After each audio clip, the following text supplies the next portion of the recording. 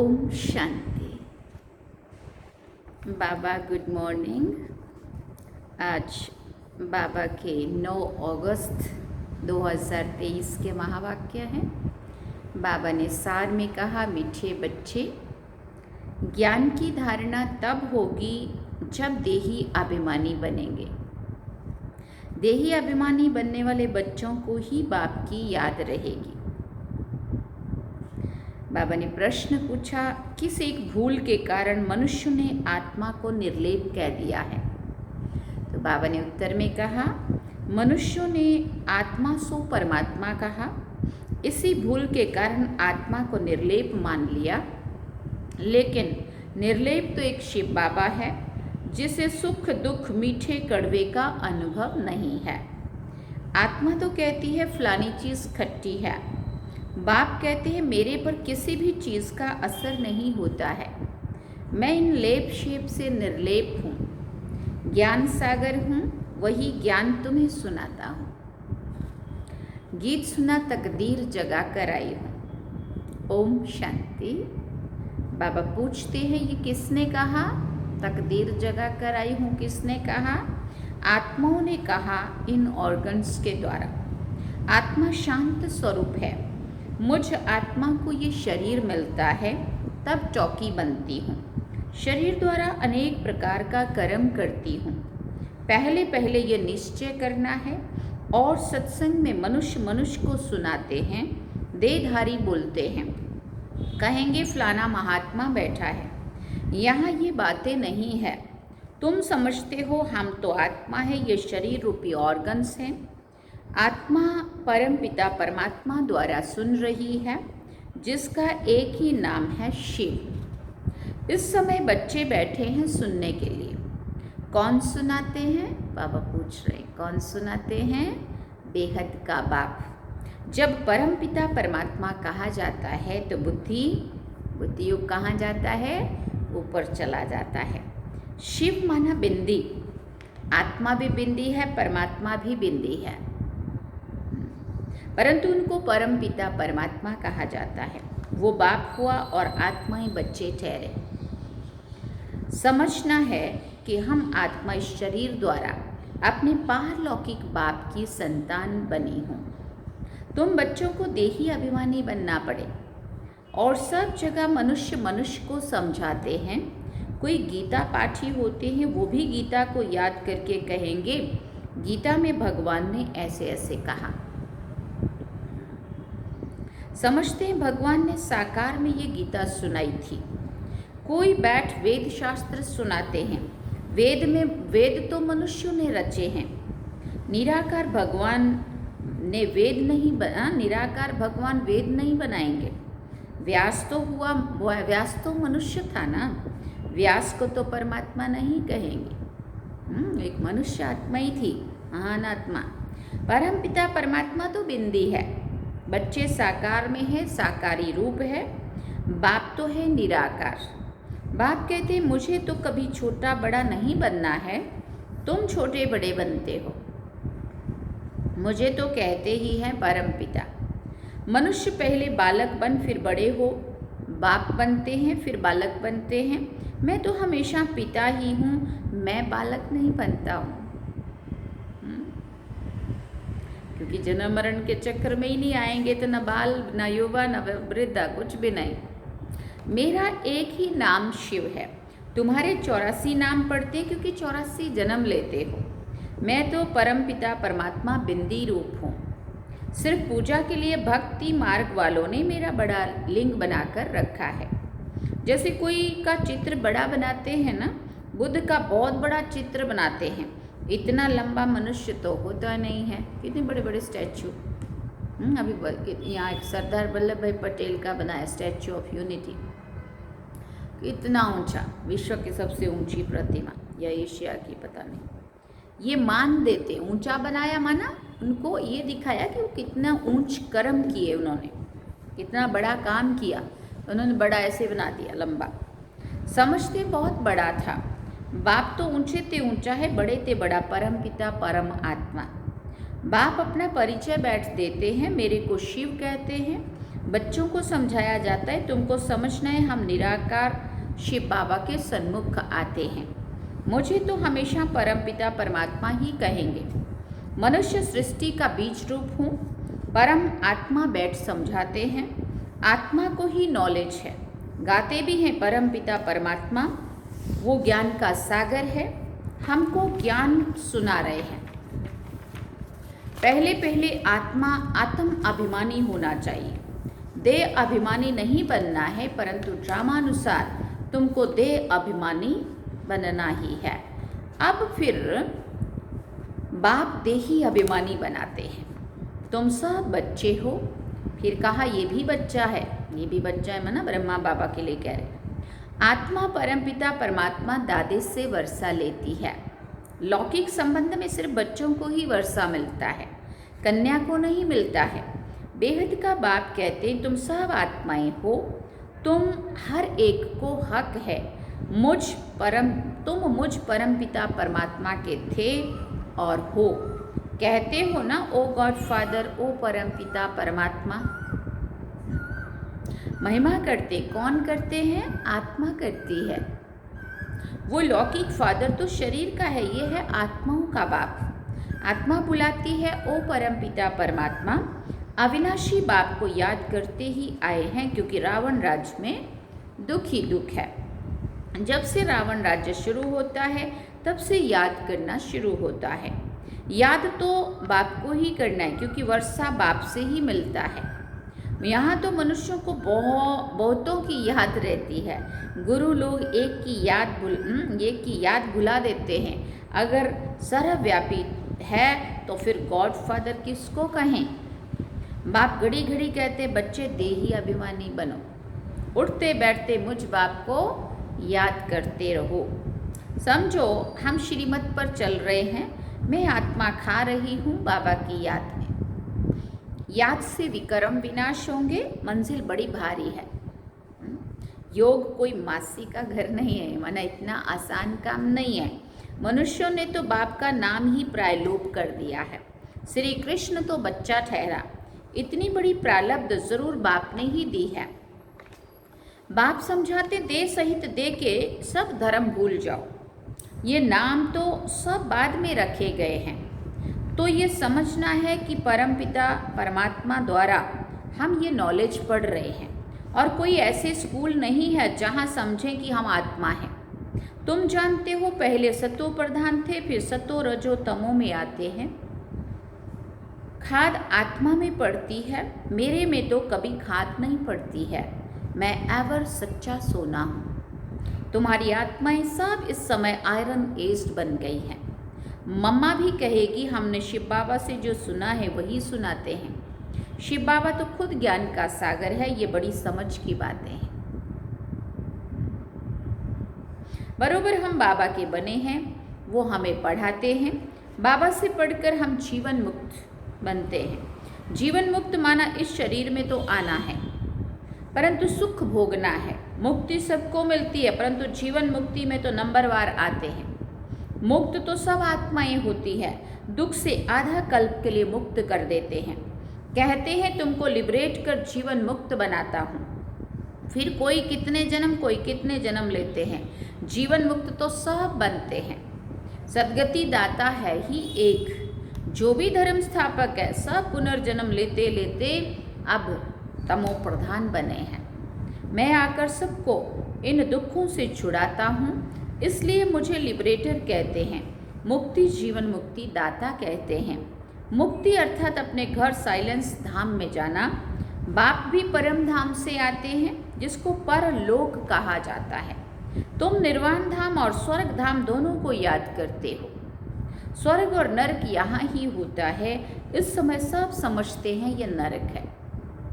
हमें तो चलो समझ में नहीं, लेकिन बाहर वाले दुनिया वाले भी महसूस कर रहे हैं सही में ये दुनिया नरक बन गई है, जहाँ कितने दुख है, कष्ट है, मारा मारी है, भूखमरी है, बेरोजगारी है, कितने रोग हैं, क्या नहीं है, कितनी परेशानी है, कितनी टेंशन, कितना डिप्रेशन, क्या क्या नहीं है।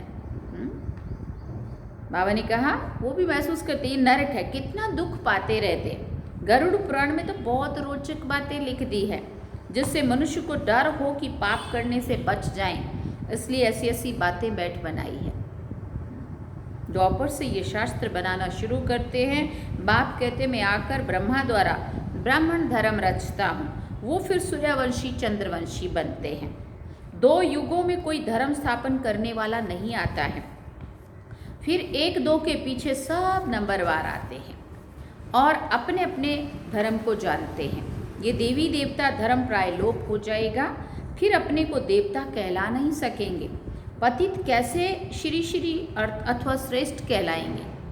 बाप ही श्रेष्ठ बनाते हैं, देवी देवताओं को ही श्रेष्ठ कहा जाता है। उनके चित्र भी हैं, परंतु समझते नहीं है कि देवी देवता धर्म कब था, किसने स्थापन किया। सतयुग की आयु ही लंबी कर दी है। अब बाबा कहते हैं बच्चे अपने को आत्मा समझो, बाप को याद करो। अब खेल पूरा होता है। अब देखते नहीं हो, अब मुक्ति जीवन मुक्ति के गेट्स खुल रहे हैं। मुक्ति जीवन मुक्ति दाता तो एक ही है। यहाँ तो देखो जगत माता का टाइटल भी कोई कोई को देते रहते हैं, वास्तव में जगत अम्बा ये है ना। ऐसे कोई भी नहीं होगा जो जगत पिता भी हो और शिक्षक भी हो, जगत गुरु भी हो। भले मनुष्य अपने ऊपर नाम बौद्ध रखाते हैं, परंतु है नहीं।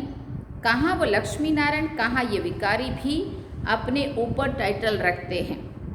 मनुष्य कितने बुद्धू बन गए हैं। आदि सनातन देवी देवता धर्म को भूल उन्होंने टाइटल फिर अपने को दे देते हैं। वास्तव में ऊंच से ऊंच मर्तबा तो एक का ही है। सदगति दाता एक ही है। राम कहो तो भी वो एक ही निराकार ठहरा। बाप कहते भारतवासियों को अपने धर्म का पता नहीं है, कब और किसने स्थापन किया। कोई किस देवी को याद करते, कोई श्री कृष्ण को, कोई गुरु को याद करते। गुरु का फोटो भी लगा लेते हैं। तुम्हारा चित्र से काम नहीं है, जिसका कोई चित्र नहीं वो है विचित्र। आत्मा विचित्र है, जैसे बाप विचित्र है वैसे बच्चे भी विचित्र हैं। आत्मा ही सुनती है। बाबा ने ये तन लोन लिया है। कहते हैं प्रकृति के आधार बिगर मैं कैसे ज्ञान दूं, राजयोग कैसे सिखाऊं। भगवान निराकार को ही कहा जाता है, उनको आना ही है पतित दुनिया में। श्री कृष्ण को दिखाते हैं कि पीपल के पत्ते पर सागर में आया, ऐसी कोई बात नहीं है। श्री कृष्ण तो फर्स्ट प्रिंस है विश्व का, और वहाँ और कोई धर्म नहीं है। अद्वैत राज्य है, फिर द्वैत हो जाती है, फिर अनेक प्रकार के धर्म स्थापन हो जाते हैं। तो बच्चों को ये समझना है कि बाबा इस शरीर में आकर हमको पढ़ाते हैं। बाबा कहते हैं मैं अशरीरी हूँ, इस शरीर द्वारा तुमको ज्ञान देता हूँ, मैं ज्ञान सागर हूँ। ये सब बातें बाप बैठ समझाते हैं। सिर्फ ईश्वर व परमात्मा कहने से बाप का संबंध भूल जाता है। परमात्मा बाप है, उनसे वर्षा मिलता है, ये भूल जाते हैं। वो हमारा बाप है, क्रिएटर है, हम उनकी रचना है, उसने क्रिएट किया है, कोई तो रचता होगा ना। बाबा ने समझाया है पुरुष हद का ब्रह्मा है। बच्चों को क्रिएट करते हैं, पहले स्त्री को एडॉप्ट करते हैं, फिर उनके द्वारा बच्चे क्रिएट करते हैं। मना हम सब बच्चों को अपना बनाते हैं। बाबा भी कहते हैं मैं इन द्वारा क्रिएट करता हूँ। स्त्री तो ज़रूर चाहिए ना। बाबा को ही कहते ही हैं तो माता पिता, तो ये ब्रह्मा माता हो गई, इनके द्वारा तुम बच्चों को एडॉप्ट करते हैं, तो तुमको ब्रह्मा मुख वंशावली कहेंगे। तुम बाप के बन रहे हो इन द्वारा। ये बड़ी वंडरफुल बातें हैं। शास्त्रों में ये नहीं है। मुझे कहते हैं नॉलेजफुल जानी जाननहार। मनुष्य समझते परमात्मा सबके अंदर की बातें जानते हैं, थॉट रीडर है, लेकिन इतने सब का थॉट रीडर कैसे बनेगा। बाबा कहते हैं मैं मनुष्य सृष्टि का बीज रूप हूँ, मैं चैतन्य हूँ, सत्य हूँ। आत्मा भी चैतन्य है, शरीर असत्य है, घड़ी घड़ी बदलता रहता है। आत्मा तो नहीं मरती है, आत्मा ये नॉलेज ग्रहण करती है। बाप समझाते हैं मैं परमपिता परमात्मा निर्लेप हूँ, अर्थात दुख सुख का अथवा कड़वी मीठी चीज का मुझे कोई असर नहीं होता है। मैं इन लेप शेप से निर्लेप हूँ, ज्ञान का सागर हूँ। मनुष्य फिर कहते हैं आत्मा निर्लेप है, क्योंकि आत्मा सो परमात्मा एक है। यहाँ पे गड़बड़ किया लोगों ने। वैसे परमात्मा निर्लेप है, क्योंकि वो इस तन में नहीं आता है, और तन में आके जन्म मरण के चक्र में आके कर्म करे और उसका सुख दुख भोगना पड़े वो निर्लेप है। उन्होंने फिर आत्मा सो परमात्मा समझ लिया। इसलिए बाबा कहते एक ने कहा बस उसके पीछे फॉलो करते रहते। बाबा कहते हैं मैं निर्लेप हूँ, मुझे कोई खट्टा खारा नहीं लगता है। ये इनकी आत्मा कहती है फलानी चीज़ खट्टी है, भोग भी लगाते शिव बाबा को तो इनके द्वारा खिलाएंगे ना, तो जो खट्टा मीठा जो भी कुछ भी महसूस करेंगे, बाबा कहते वो इनकी आत्मा। मेरे में सारे सृष्टि का ज्ञान है जो आत्माओं को पढ़ाता हूँ। तुम हर एक को समझना है, हम आत्मा परमपिता परमात्मा द्वारा सुन रहे हैं। यहाँ तो बरोबर भगवान उवाच है, निश्चय करना चाहिए गॉड क्रिएटर इज वन। क्या निश्चय होना चाहिए कि परमात्मा जो रचयिता है वो एक है। पहले मुख्य बात है भारत की। भारत को अविनाशी खंड कहा जाता है। ये भारत है बर्थ प्लेस पतित पावन बाप का। ये बहुत ऊंचा खंड है। यहाँ लक्ष्मी नारायण की राजधानी होगी। ये तुम बच्चे जानते हो कि बाप फिर से देवी देवता धर्म की सैपलिंग लगा रहे हैं। जो इस धर्म के होंगे वही आकर वर्षा लेंगे। इसको सैपलिंग कहा जाता है। बाबा ने समझाया है देही अभिमानी बनना है। बाबा हमको पढ़ा रहे हैं, हम इन कानों से सुनते हैं, पढ़ते हैं और फिर पढ़ाते हैं। अच्छा, मीठे मीठे सिकिल दे बच्चों प्रति माता पिता बाप दादा का याद प्यार और गुड मॉर्निंग। रूहानी बाप की रूहानी बच्चों को नमस्ते। हम रूहानी बच्चों की रूहानी माता पिता बाप दादा को दिलवा चांद सिकवा प्रेम से याद प्यार गुड मॉर्निंग नमस्ते। थैंक यू बाबा, शुक्रिया बाबा। धारणा के लिए मुख्य सार है। पहला पॉइंट, चित्र को भूल विचित्र बन। विचित्र बाप को याद करना है। देह सहित देह के सब धर्मों को बुद्धि से भूलना है। देही अभिमानी होकर रहने का अभ्यास करना है। दूसरा, देवी देवता धर्म का सैपलिंग लग रहा है, इसलिए पावन जरूर बनना है। दैवी गुण धारण करने हैं। वरदान बाबा ने कहा, अलौकिक जीवन की स्मृति द्वारा वृत्ति स्मृति और दृष्टि का परिवर्तन करने वाले मर जीवा भव। अलौकिक जीवन की स्मृति द्वारा वृत्ति स्मृति और दृष्टि का परिवर्तन करने वाले मर जीवा भव। ब्राह्मण जीवन को अलौकिक जीवन कहते हैं। अलौकिक का अर्थ है इस लोक जैसा नहीं। दृष्टि स्मृति और वृत्ति सब में परिवर्तन हो। सदा आत्मा भाई भाई की वृत्ति व भाई बहन की वृत्ति रहे। हम सब आपस में एक परिवार के हैं। ये वृत्ति रहे और दृष्टि से भी आत्मा को देखें, शरीर को नहीं, तब कहेंगे मर जीवा। ऐसी श्रेष्ठ जीवन मिल गई तो पुरानी जीवन याद आ नहीं सकती। स्लोगन में बाबा ने कहा, सदा शुद्ध फीलिंग में रहो तो अशुद्ध फीलिंग का फ्लू पास भी नहीं आ सकता। सदा शुद्ध फीलिंग में रहो तो अशुद्ध फीलिंग का फ्लू पास भी आ नहीं सकता। अच्छा, ओम शांति। सार में बाबा ने कहा, मीठे बच्चे, ज्ञान की धारणा तब होगी जब देही अभिमानी बनेंगे। देही अभिमानी बनने वाले बच्चों को ही बाप की याद रहेगी।